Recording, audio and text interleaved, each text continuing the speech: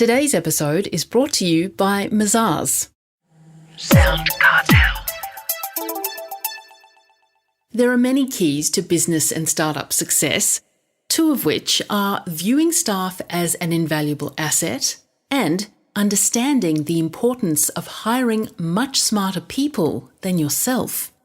From SoundCartel, I'm Nicole Goodman, and this is Business Essentials Daily.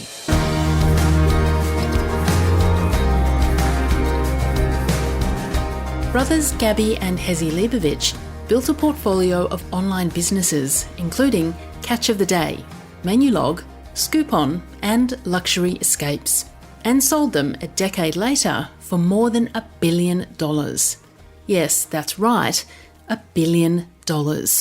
That qualifies them, don't you think, to teach others a lesson or 200 about growing a business.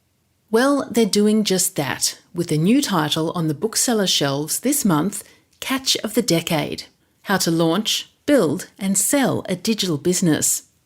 The biggest lesson of them all? The people. That is, the people inside your business. Look after them and watch your business thrive. Like that of Catch of the Day, now known as Catch. It won many awards over the years, including Best Shopping Site, Best App, Customer Choice, and so on. Chris Ashmore asks Gabby Leibovich, how important are awards for business? I think it's great for business. Awards build reputation, awards create awareness, and awards give trust to the consumer.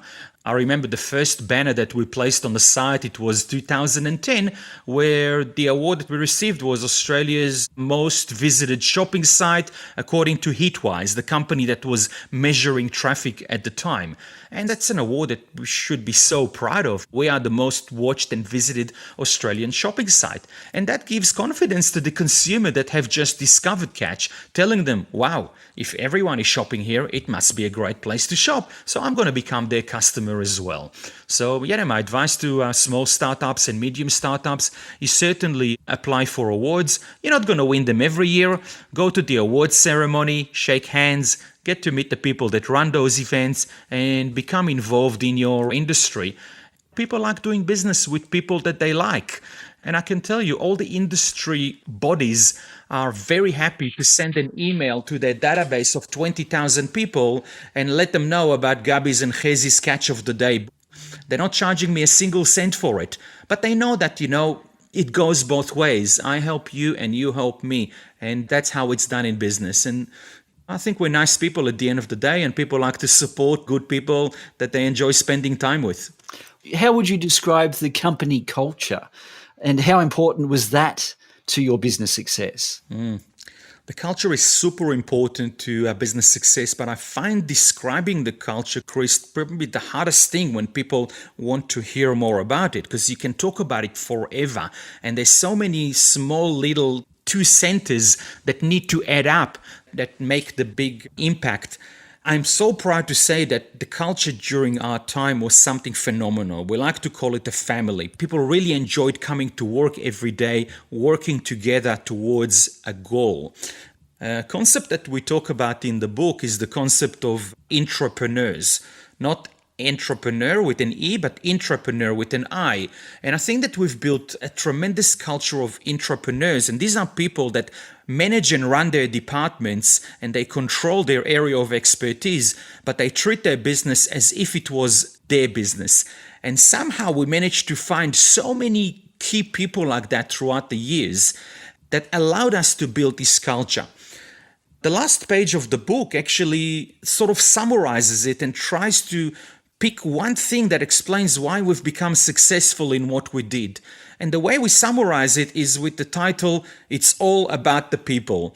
And we realize that it really is all about the people. And sure, people know Gabby and Hezi, the face and the founders of the business. But Chris, we certainly found out that the CEO should not be the smartest person in the room. When it comes to marketing, the smartest person should be the chief marketing officer. And when it comes to finance, the smartest person should be the CFO. And the same goes with customer service, logistics, and every other department in the business. The job of the founder and the CEO is to collect those people together and make sure that they have the same strategy, the same target, and the same energy to go to work every single day and create a fun environment of success. Well, having said that, how then, when it comes to hiring, how do you hire? What do you look for? That is an even harder question than the previous one. Because when it comes to hiring, it's so hard to know in an interview, I think, the most important characteristics that we look for, and that's attitude. So you can easily hire for skill by seeing what people have done before and maybe look at their education, but you can never hire for attitude. I'll tell you a short story that explains it. We once had a person that was very high in the operation field, operation department at Catch. And you just knew that when you emailed that person after 5 p.m. on a Friday, you're not going to get a response from them until early Monday morning. And I can see you smiling, Chris, and you know exactly what I'm talking about. And these kind of people exist in every business. And that kind of attitude will never find its place in a startup, especially in e-commerce startup. You really need to be switched on very much all the time. And the kind of people that succeeded at Catch are the kind of people that if you send them an email or an SMS at 11 p.m. at night, they will most likely reply back to you within 5 minutes. And they're always online and always available. You talk about the small head and big head mentality. Is that what you mean?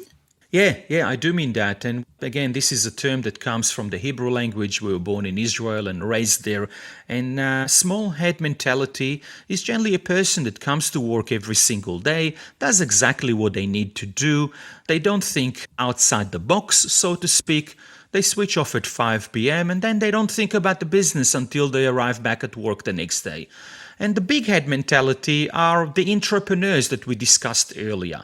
During our time at Catch, I wasn't even aware of the term intrapreneurs, and we had a different term for them. We called them the people with the Catch DNA. And what's the Catch DNA? It's people like us, people part of the family that come to work every day with lots of energy, want to succeed, want to challenge the system, want to find solutions rather than finding problems. And these people get elevated and they become more and more important. And these are the people that every business owner wants to keep. I saw something interesting on LinkedIn this week by Australia's richest person, Anthony Pratt. And Anthony put a little message saying, what do we look for? Our 4 key pillars of success.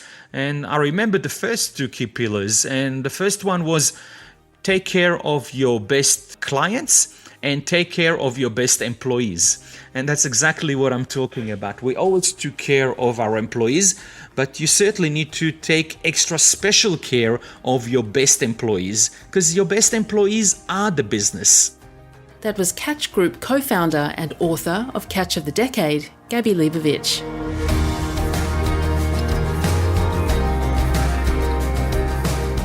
This episode of Business Essentials Daily is produced by the team at SoundCartel. Thanks for listening. I'm Nicole Goodman. We'll bring you more Be Daily tomorrow. Follow at BE Daily Podcast across social media and head to bedaily.com.au for more from the Business Essentials Daily podcast. Sound.